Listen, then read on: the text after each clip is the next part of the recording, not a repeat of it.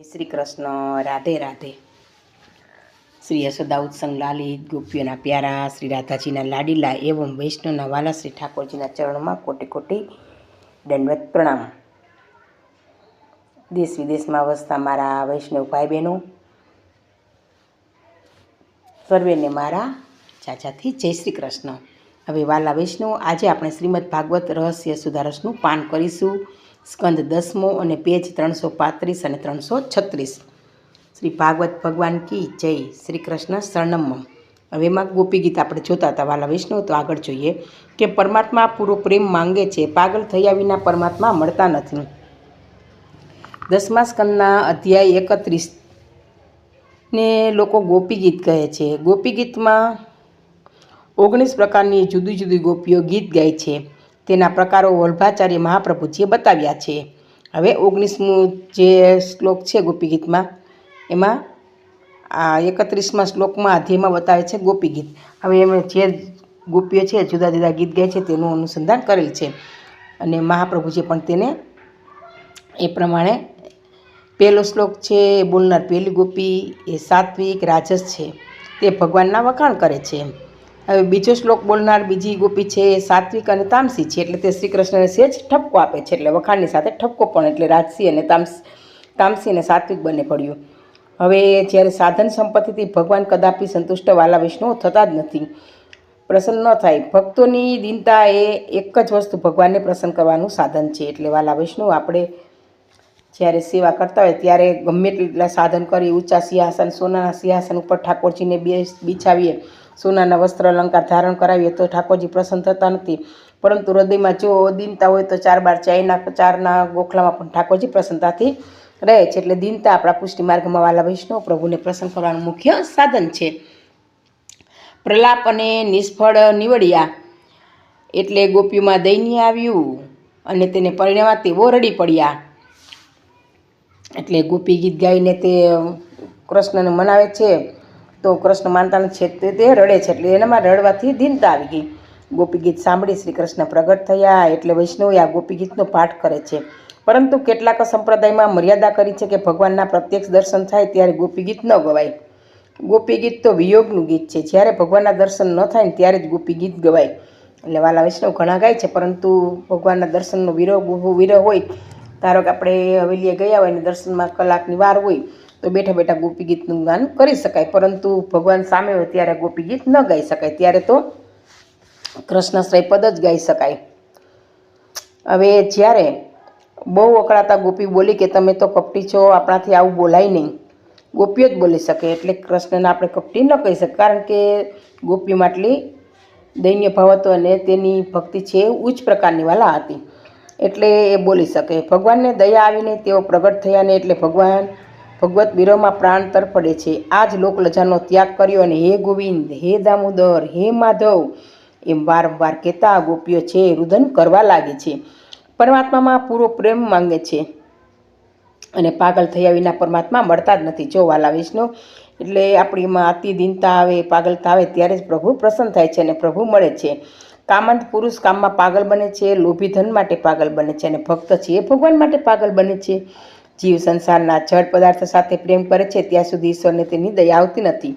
પરમાત્માને પ્રસન્ન કરવાનું સાધન એ જ કે એકાંતમાં ભગવત વિરહથી વ્યાકુળ થઈ ભગવાન માટે જીવ આંસુ પાડે।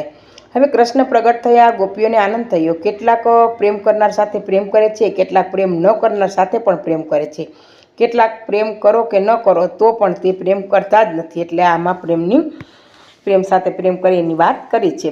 હવે પ્રેમ કરનાર સાથે પ્રેમ કરનારા સંસારના સ્વાર્થી જીવો છે। આપણે પ્રેમ કરીએ તો સામે વ્યક્તિ પ્રેમ આપે, એ આપણો સ્વાર્થી જીવ સંસારનો છે। હવે બાળક પ્રેમ ન કરે તો પણ માતા પિતા બાળક પર પ્રેમ કરે જ છે, બાળક તિરસ્કાર કરે તો પણ માતા પિતા તેના પર પ્રેમ કરશે જ। અવધૂત કોટીના મહાત્માઓ સતત બ્રહ્માકાર વૃત્તિ રાખે છે, એટલે તેઓ ઈશ્વર સિવાય કોઈના પર પ્રેમ કરતા જ નથી। તો તમે કયા વર્ગમાં આવો છો તે કહો। એટલે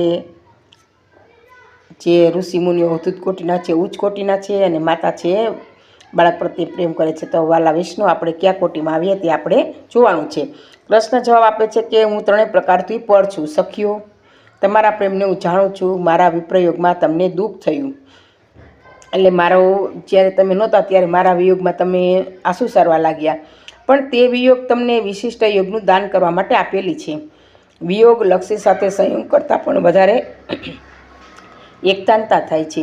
તેથી વિયોગ એ વિશિષ્ટ પ્રકારની યોગ છે. વિશિષ્ટ પ્રકારના યોગનું ગોપીઓને દાન કરવા શ્રી કૃષ્ણ દ્રશ્ય થયા હતા, અને તે બહાને તેઓના મન પોતાનામાં વધારે એકાકાર બનાવ્યા. આ યોગમાં ગોપીઓ એવી તન્મય થયેલી હતી કે અંતરંગમાં તેઓને સંયોગ દેખાય છે. એટલે ગોપી ગીતમાં બહિરંગમાં વિયોગ છે, અંતરંગમાં સંયોગ છે. આ યોગમાં તમારા કરતાં મને વધુ દુઃખ થયું કે મને મળવા આવેલો જીવ ફરીથી સંસારમાં ફસાયો, ફરીથી સંસારમાં ભટકવા ગયો. આ વિયોગમાં તમારા કરતાં હું વધારે દુઃખી થયો છું. તમારું મંડળ તો મોટું હતું, તમે એકબીજાને આશ્વાસન આપતા હતા. મારા વિયોગમાં લલિતા રડતી હતી ત્યારે લલિતાની વિશાખા મનાવા ગઈ હતી અને સાંત્વન આપતી હતી, અને વિશાખા રડે ત્યારે ચંદ્રાવલી તેને સાંત્વન આપતી હતી. એટલે એક બીજી ગોપી આવી રીતના રડતી હતી અને એકબીજાને સાંત્વન પણ આપતી હતી. એટલે કે મારા વિયોગમાં મારી વાતો કરતાં તમે સમય પસાર કરતા હતા, ત્યારે તમારા વિયોગમાં હું એકલો હતો. હું મારું દુઃખ વિશેષ હતું, મને સાંત્વન આપનાર કોઈ નહોતો. એટલે કૃષ્ણ કહે છે તમે એક બીજી ગોપીઓ રડતી હતી અને આ સાંત્વન આપતી હતી, પરંતુ જ્યારે હું રડતો હતો, હું દુઃખી થતો, ત્યારે મને આ સાંત્વન આપનાર કોઈ નહોતું. ગોપીઓ તમે મારી છો, પણ તમને અભિમાન થયેલું, તેથી તમારું અભિમાન દૂર કરવા માટે અને તમારું ધ્યાન ફક્ત મારામાં જ કેન્દ્રિત કરવા માટે મેં આ પગલું ભર્યું હતું. સખીઓ, મારા પ્રત્યે કુભાવ ન રાખો. દેવોનું આયુષ્ય લઈ તમારી સેવા કરું તો પણ તમારા પ્રેમનો બદલો હું આપી શકું તેમ નથી. એટલે કે કૃષ્ણ ગોપીઓને કહે છે કે તમે મારા પર એટલા ઉપકાર કર્યા છે, હું ઋણનો ભારી થઈ ગયો છે, અને ગમે એટલું હું કરું છતાં પણ હું ઋણમાંથી મુક્ત થઈ શકતું નથી. એટલે દેવનું આયુષ્ય, એટલે વધારે ઉંમર લઈને સેવા કરું તો પણ તમારો પ્રેમનો બદલો આપી શકતી નથી. એટલે હવે તમને છોડીને નહીં જાઉં. આ તો અભિમાન દૂર કરવા માટે જ મેં આ લીલા કરી હતી, એમ કૃષ્ણ ગોપીઓને કહે છે. જય શ્રી કૃષ્ણ. આ પ્રસંગ અહીંયા પૂરો થાય છે. હવે પેજ 336 ને સ્કંદ 10 શ્રી કૃષ્ણ શરણમ ગોપી ગીત જ છે કે ભગવાનને તમારા ઋણી બનાવો, તેની પાસેથી કંઈ માંગશો ને એટલે તે ઋણી બનશે. એટલે જ્યારે કોઈને પણ ઋણી બનાવો ત્યારે માંગવાનું વૈષ્ણવ હોતું નથી. માંગીએ એટલે માન ઘટે છે, એટલે કંઈ માંગવાનું નહીં. જીવ માત્ર ગોપી છે, વિશુદ્ધિ બનીને પ્રભુ પાસે જાય તો પ્રભુ માંગે. શ્રી કૃષ્ણ ગોપીઓને કહે છે કે હું જન્મ જન્મનો તમારો ઋણી છું, મારાથી ઋણ ચૂકવાય તેમ જ નથી. હે મારી ગોપીઓ, તમે મારા માટે ઘર ગૃહસ્થી અને બેડીઓને તોડી નાખી છે કે જેને મોટા મોટા યોગ્યો પણ જલ્દી તોડી શકતા નથી. મારું તમારી સાથેનું આ મિલન સર્વથા નિર્મળ અને સર્વથા નિર્દોષ છે. એટલે કે ગોપીઓને કૃષ્ણ કહે છે કે મોટા મોટા બંધનને તમે એટલે ઘરને ત્યજીને આવ્યા છો, બધા બંધનો છોડીને આવ્યા છો. જે ઋષિમુનિઓ પણ આ બંધન છોડી શકતા નથી, તે તમે સહેજ નિર્દોષ ભાવે છોડ્યા છે. જો હું અમારું શરીરથી, અમર જીવનથી અને અનંતકાળ સુધી તમારા પ્રેમ સેવાના ત્યાગનો બગલો ચૂકવવા માંગુ તો પણ ચૂકી શકું એમ નથી. એટલે એમ કૃષ્ણ ગોપીને કહે છે કે હું તો જન્મ જન્મ સુધીનો તમારો ઋણી છું. તમે તમારા સૌમ્ય ભલા સ્વભાવથી, પ્રેમથી મને આ ઋણમાંથી મુક્ત કરી શકો છો, પરંતુ હું તો તમારો ઋણી છું જ. ભગવાન રામાવતારમાં હનુમાનજીના ઋણી રહ્યા, કૃષ્ણ અવતારમાં ગોપીઓના ઋણીમાં રહ્યા છે. હનુમાનજીને જ્યારે રામચંદ્રએ કહ્યું કે ભગવાનને તમારા ઋણી બનાવો, તેની પાસે કંઈ માંગશો ને એટલે તે ઋણી બનશે જ. જો ગોપીઓના ઋણમાં છે એટલે તો કહ્યું છે કે વૃંદાવન તજીને હું જઈશ નહીં. એટલે કે કૃષ્ણ કહે છે કે એ સ્વર્ગમાં જવાની પણ ના પાડે છે કે મને વનરાવન છે રૂડું રે વૈકુંઠ નહીં જાવું, ત્યાં નંદકુંવર ક્યાંથી લાવવું. એટલે ભગવાનને પણ વૈકુંઠમાં જવું ગમતું નથી અને ગોપીઓને પણ વૈકુંઠનું સુખ ગમતું નથી. એટલે વૃંદાવન તેજીને પ્રભુ વ્રજભૂમિ તજીને કહે જવા તૈયાર નથી. દ્વારકા લીલામાં તો મર્યાદા છે, પણ ગોકુળ લીલામાં તો પ્રેમ છે, શ્રી કૃષ્ણનું રસ સ્વરૂપ છે. પણ ભૌતિક શરીર સાથેનું આ મિલન નથી, તે તો વિયોગ અગ્નિમાં બળી ગયું હતું. આ તો આત્માનું રસાત્મક સાથેનું આ મિલન છે. વાલા વૈષ્ણવો, જ્યાં રસરૂપ હોય ત્યાં પ્રેમ જ હોય છે.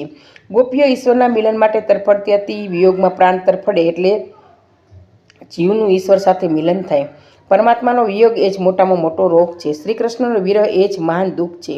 પ્રભુના વિરહમાં જીવ સંસાર સાથે રમે છે, એના જેવું બીજું પાપ ક્યું. એટલે કે જ્યારે પ્રભુનો વિરહ થયા ત્યારે આપણે